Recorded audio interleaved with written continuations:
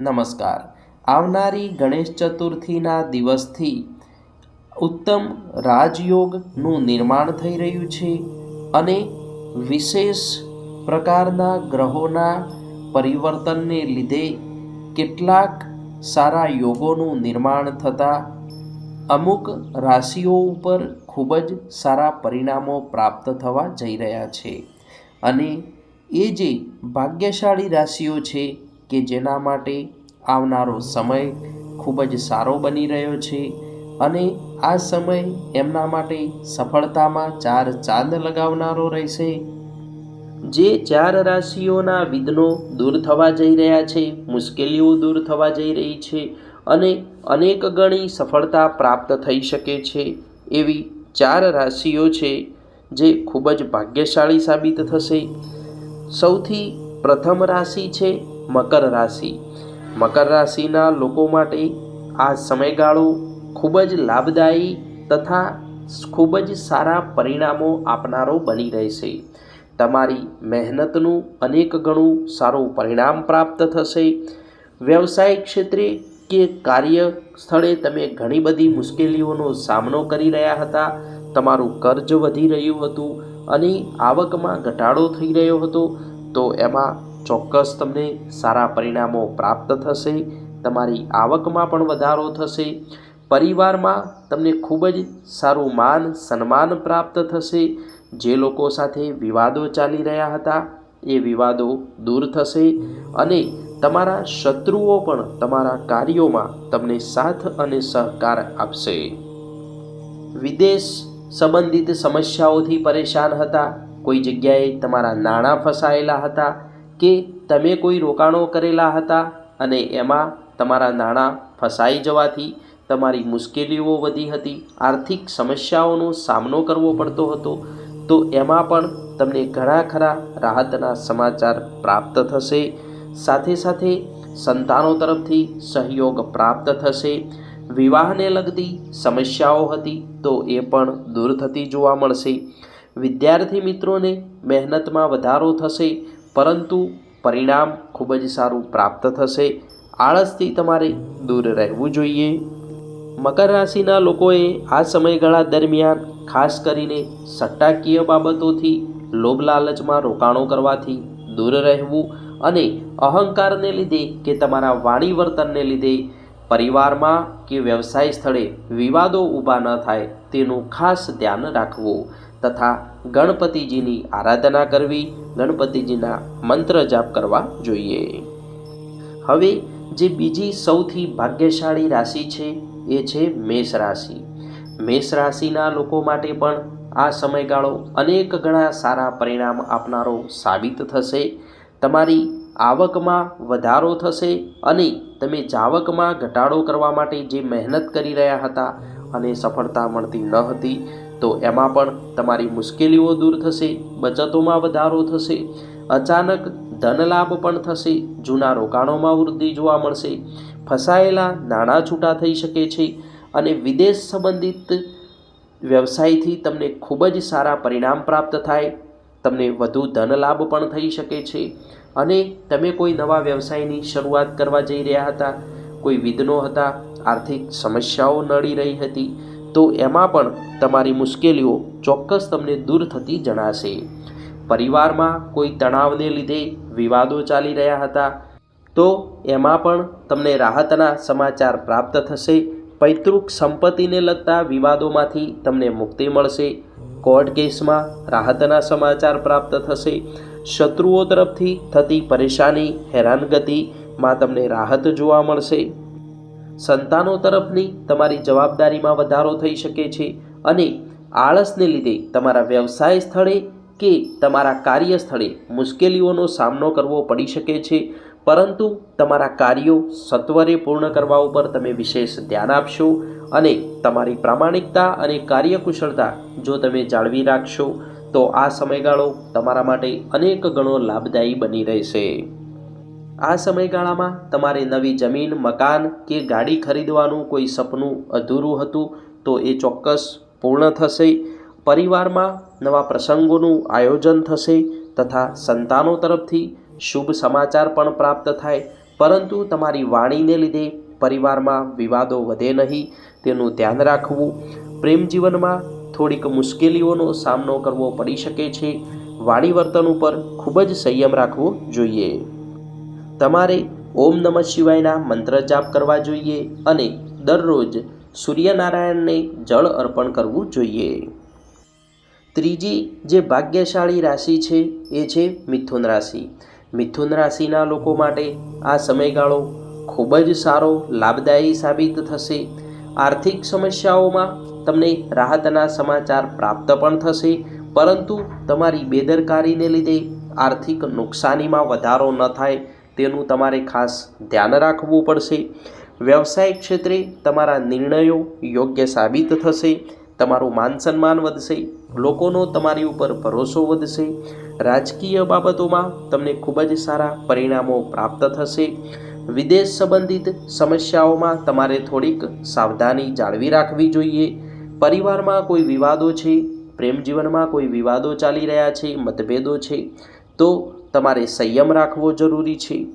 Court કેસની બાબતમાં સાવધાની રાખવી જોઈએ. સાથે સાથે મિત્રો તરફથી તમને આર્થિક સહયોગ પ્રાપ્ત થશે. કર્જમાં, લોનમાં તમે કોઈ જગ્યાએ ફસાયેલા છો તો એમાં ચોક્કસ તમને મુક્તિ મળી શકે છે. આર્થિક ઉન્નતિના દ્વાર તમારા માટે ખુલી શકે છે. પરંતુ તમારે ખાસ કરીને આળસનો ત્યાગ કરવો, અહંકારનો ત્યાગ કરવો અને સટ્ટાકીય બાબતોને લીધે કે ખોટી જગ્યાએ કરેલા રોકાણોને લીધે આર્થિક નુકસાનીનો સામનો ન કરવો પડે તેનું ખાસ ધ્યાન પણ રાખવું જોઈએ. વિદ્યાર્થી મિત્રો માટે આ સમયગાળો મહત્ત્વનો બની રહેશે. કારકિર્દીમાં તમને સારા પરિણામો પ્રાપ્ત થશે તથા કાર્યસ્થળે તમારી મુશ્કેલીઓ દૂર થશે. અટકેલું પદ પ્રમોશન પ્રાપ્ત થશે. આવકમાં પણ વધારો થશે.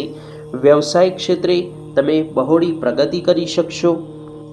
વ્યવસાયનો વિસ્તાર કરવામાં પણ તમને ખૂબ જ સારો સાથ અને સહકાર પરિવારનો તથા લોકોનો પ્રાપ્ત થઈ શકે છે. તમારી સામાજિક જવાબદારીઓમાં પણ વધારો થતો જોવા મળશે. તમારે ગણપતિજીની આરાધના કરવી જોઈએ તથા ગાયને ઘાસચારો પણ ખવડાવવો જોઈએ. હવે જે ચોથી રાશિ છે એ છે તુલા રાશિ. તુલા રાશિના લોકો માટે આ સમયગાળો ખૂબ જ મહત્ત્વનો લાભદાયી રહેશે. આવકમાં વધારો થશે. સાથે સાથે તમારી મનોકામનાની પૂર્તિ થશે. વિવાહ સંબંધિત સમસ્યાઓ દૂર થશે. આર્થિક સમસ્યાઓ દૂર થશે. વ્યવસાયિક ક્ષેત્રે ખૂબ જ સારા નવા સોદાઓ થશે. જમીન મકાનને લગતા કોઈ વિવાદો છે, કોઈ જગ્યાએ તમારા નાણાં ફસાયેલા છે તો એમાં તમને રાહતના સમાચાર પ્રાપ્ત થતાં તમારો તણાવ દૂર થશે. સ્વાસ્થ્યની સમસ્યાઓથી તમે જે પરેશાન હતા અને જે પરિવારમાં વડીલોના સ્વાસ્થ્યથી, જીવનસાથીના સ્વાસ્થ્યથી જે મુશ્કેલીઓનો સામનો કરી રહ્યા હતા એમાં પણ તમને રાહતના સમાચાર પ્રાપ્ત થશે. સાથે સાથે તમારું માનસિક સ્વાસ્થ્ય પણ વધુ સારું બનશે અને આવકમાં વધારો થતાં તમારા નવા કાર્યોમાં ઉત્સાહ વધશે. નવા વ્યવસાયિક ક્ષેત્રે તમારી સારી પ્રગતિ થશે. કારકિર્દીમાં તમને પદ પ્રમોશન પ્રાપ્ત થશે. તમે મનપસંદગીની જગ્યાએ તમને કાર્ય કરવાની તક મળી શકે છે. સાથે સાથે તમે રાજકીય બાબતોમાં પણ મહત્ત્વની પ્રસિદ્ધિ પ્રાપ્ત કરશો. લોકચાહનામાં વધારો થતો જોવા મળશે. સામાજિક જવાબદારીઓ તમે જે નિભાવી રહ્યા છો એમાં લોકોનો તમારી ઉપર ભરોસો વધશે. પરંતુ પરિવારમાં, પ્રેમ જીવનમાં તથા સંતાનો સાથે તમારા વાણી વર્તનને લીધે, કેટલાક વિવાદોને લીધે તમારે મુશ્કેલીઓમાં વધારો થઈ શકે છે. માટે વાણી વર્તન ઉપર ખૂબ જ સંયમ રાખવો અને વ્યવસાયિક ક્ષેત્રે કોઈ વિવાદને લીધે આર્થિક નુકસાનીનો સામનો ન કરવો પડે તેનું ખાસ ધ્યાન પણ રાખવું જોઈએ. નવા ગાડી કે મકાનની ખરીદીનું સપનું તમારું પૂરું થઈ શકે છે. સાથે સાથે તમે વિદેશ સંબંધિત સમસ્યાઓથી ઘેરાયેલા હતા તો એમાં પણ અચાનક તમને ખૂબ જ સારા પરિણામો પ્રાપ્ત થશે. તમારી કાર્યકુશળતા તથા આત્મવિશ્વાસમાં ખૂબ જ સારો વધારો થતો જોવા મળશે. હવે જે 3 રાશિ છે જેમના માટે મિશ્રિત પરિણામો પ્રાપ્ત થશે, પરંતુ કેટલીક બાબતોનો તમે ખ્યાલ રાખશો તો ચોક્કસ તમને પણ સારા પરિણામો પ્રાપ્ત થઈ શકે છે। એમાં પ્રથમ રાશિ છે ધન રાશિ। ધન રાશિના લોકોએ સમજી વિચારીને નિર્ણયો લેવા, વિવાદોથી દૂર રહેવું અને તમે કોઈ નવા કાર્યની શરૂઆત કરવા જઈ રહ્યા છો તો એમાં વડીલોની, મિત્રોની સલાહ અવશ્ય લેવી જોઈએ। તમારા કોઈ નિર્ણયને લીધે આર્થિક નુકસાનીનો સામનો કરવો પડી શકે છે, માટે ખૂબ જ સાવધાની રાખવી તથા જીવનસાથી સાથેના મતભેદોને લીધે કે પ્રેમ જીવનમાં કોઈ તણાવને લીધે તમારે પારિવારિક સમસ્યાઓનો પણ સામનો કરવો પડી શકે છે। બીજી રાશિ છે કર્ક રાશિ।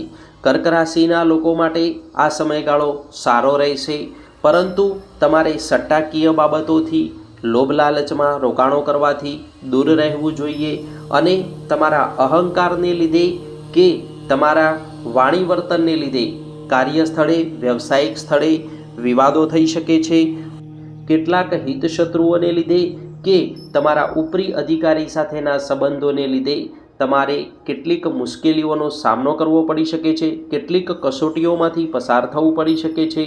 માટે તમારા સ્વભાવ ઉપર, તમારા વ્યવહાર ઉપર વિશેષ ધ્યાન આપવાની જરૂર છે। તમારે ઓમ નમઃ શિવાયના મંત્ર જાપ કરવા જોઈએ તથા સૂર્યદેવને જળ અર્પણ કરવું જોઈએ। ત્રીજી રાશિ છે કુંભ રાશિ। કુંભ રાશિના લોકો માટે આ સમયગાળો સારો રહેશે, આવકમાં વધારો થશે, પરંતુ સ્વાસ્થ્યને લઈને તમારે સતર્ક રહેવાની જરૂર છે। કોઈ જૂની બીમારી તમારી પરેશાનીમાં વધારો કરી શકે છે। વધુ પડતી ચિંતાઓ, નકારાત્મક વિચારો, તણાવને લીધે તમારા સ્વાસ્થ્ય ઉપર અસર થઈ શકે છે તથા ધ્યાન, યોગ, મેડિટેશન કરવું, ખાનપાન ઉપર વિશેષ કાળજી રાખવી તમારા માટે વધુ લાભદાયી બની રહેશે। તથા વ્યવસાયિક ક્ષેત્રે તમે કોઈ બદલાવ કરવા માગો છો તો સમજી વિચારીને નિર્ણય લેવો। તમારે નિયમિત ગાયને ઘાસચારો ખવડાવવો જોઈએ અને હનુમાન ચાલીસાના પાઠ કરવા જોઈએ। હવે ચોથી જે રાશિ છે એ છે વૃષભ રાશિ। વૃષભ રાશિના લોકો માટે આ સમયગાળો મિશ્રિત પરિણામ આપનારો રહેશે। આર્થિક સમસ્યાઓમાં તમને મિશ્રિત પરિણામો પ્રાપ્ત થશે। કોઈ જગ્યાએ તમારા નાણાં ફસાયેલા છે તો એ છૂટા થઈ શકે છે। વિદેશ સંબંધિત સમસ્યાઓમાં તમને આર્થિક લાભ થશે, તણાવ દૂર થશે, આત્મવિશ્વાસ વધશે, પરંતુ વ્યવસાયિક ક્ષેત્રે તમારે ખૂબ જ સમજી વિચારીને નિર્ણયો લેવા। વ્યવસાયિક ક્ષેત્રે કોઈ જગ્યાએ તમારા નાણાં ફસાઈ શકે છે તથા સટ્ટાકીય બાબતોને લીધે આર્થિક નુકસાની ન થાય તેનું ધ્યાન રાખવું। લોભ લાલચમાં કે કોઈની વાતમાં આવીને ઉતાવળમાં રોકાણો કરવાથી તમારે બચવું જોઈએ। કાર્યસ્થળે તમે કાર્ય કરવાની જગ્યા બદલવા માગો છો તો એમાં સમજી વિચારીને નિર્ણય લેવો। તમારા કોઈ નિર્ણયને લીધે મુશ્કેલીઓમાં વધારો થઈ શકે છે તથા હિતશત્રુઓ દ્વારા પરેશાનીમાં વધારો થાય। આળસનો ત્યાગ કરવો।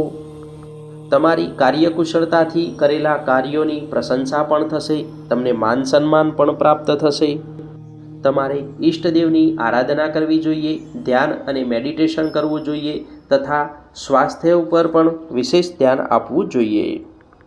મિત્રો, અમારા દ્વારા આપવામાં આવેલી આ માહિતી તમને પસંદ આવી હોય તો ચેનલને સબસ્ક્રાઈબ કરજો, લાઈક કરજો અને અન્ય મિત્રોને શેર કરજો। તમારો ખૂબ ખૂબ આભાર। ધન્યવાદ।